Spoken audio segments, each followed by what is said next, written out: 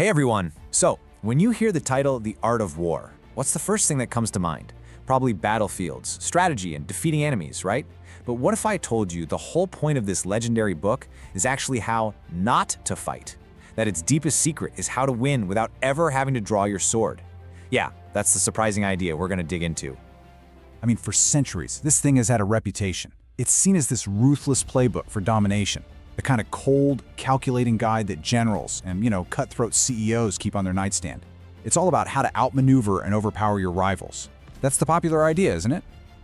Well, yeah, that's what most people think.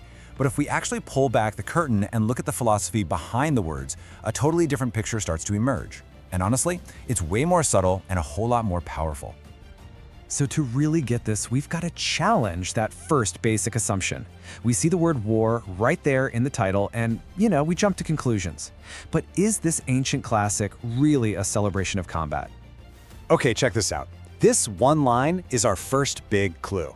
Sun Tzu isn't glorifying war here, not at all. He sees it as a total failure, the absolute last resort when everything else, all the better options, have failed. So this isn't some rah-rah book about conflict, it's a huge warning against it. And to really get why he thinks that way, you have to understand the book's philosophical heart, which is Taoism. Now, Taoism is all about flowing with the natural order of things, finding harmony, and just avoiding needless conflict. It's this idea that the absolute wisest thing you can do is prevent a problem from ever even starting.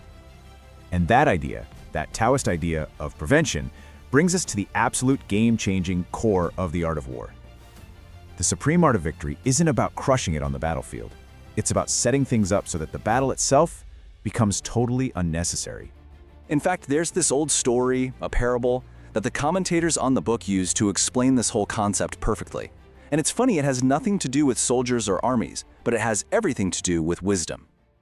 Okay, so picture this. A lord asks his court physician, "Hey, you come from a whole family of healers. Which of you is the most skilled?"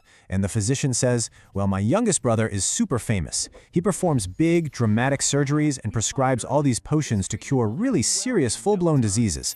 Then there's my middle brother. He's known around the neighborhood because he cures sickness right when the first little symptoms appear. But my eldest brother, the greatest of us all, no one's ever heard of him because he sees the spirit of a sickness and removes it before it can even take shape. His work is basically invisible." So think about that. Who's the greatest healer?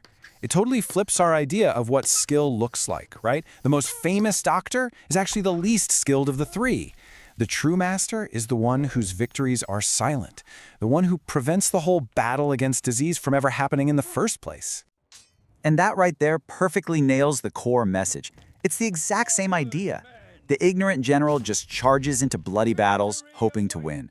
But the wise general, they arrange things so that the victory's already locked in, long before the armies even see each other.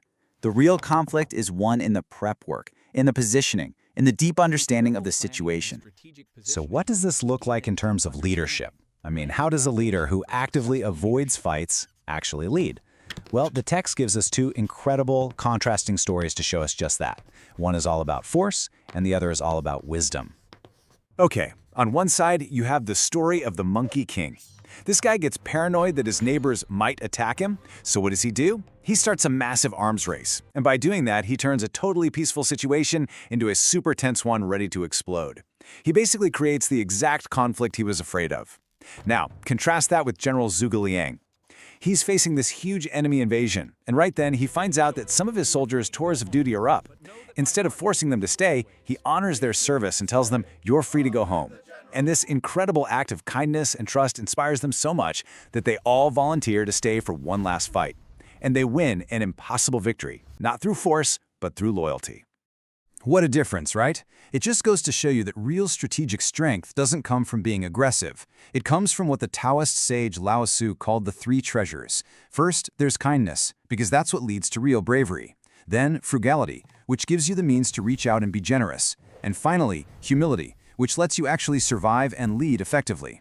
These are the real tools of a wise leader. You see, a leader like Zhuge Liang wasn't just lucky, he was deeply aware. So that begs the question. If the goal is to stop conflict before it starts, how do you actually do that?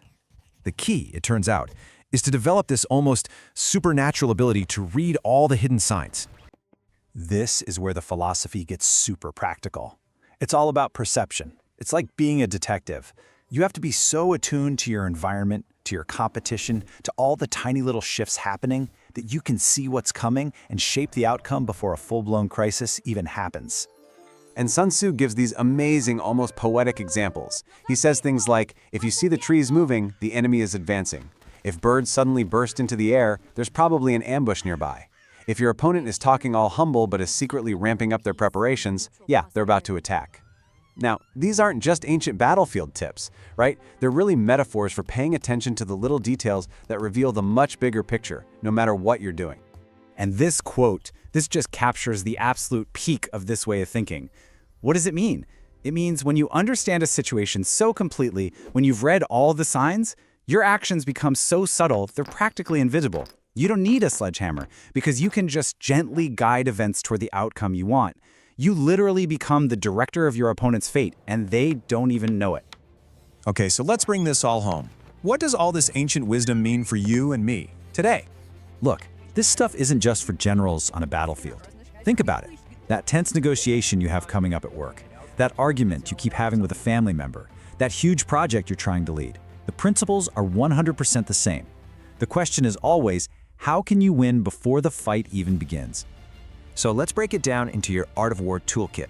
Number 1, the best victory is the one you achieve without a fight. Number 2, true strength isn't about being aggressive, it's about awareness, preparation, and prevention. 3, really take the time to understand where other people are coming from so you can anticipate what they'll do. 4, kindness and trust are not weaknesses, they are incredibly powerful strategic tools. And finally, number 5, know when to act, and, just as crucially, know when to do nothing at all. And that's the final question I want to leave you with. Just take a second and look at your own life, at your work, your relationships. Where are you fighting a battle right now? A struggle you're trying to win with brute force. Now ask yourself, what were the signs you missed earlier on? And how could you have guided things differently to avoid this whole mess in the first place? That is the true art of war. And don't forget to like and subscribe for more content like this.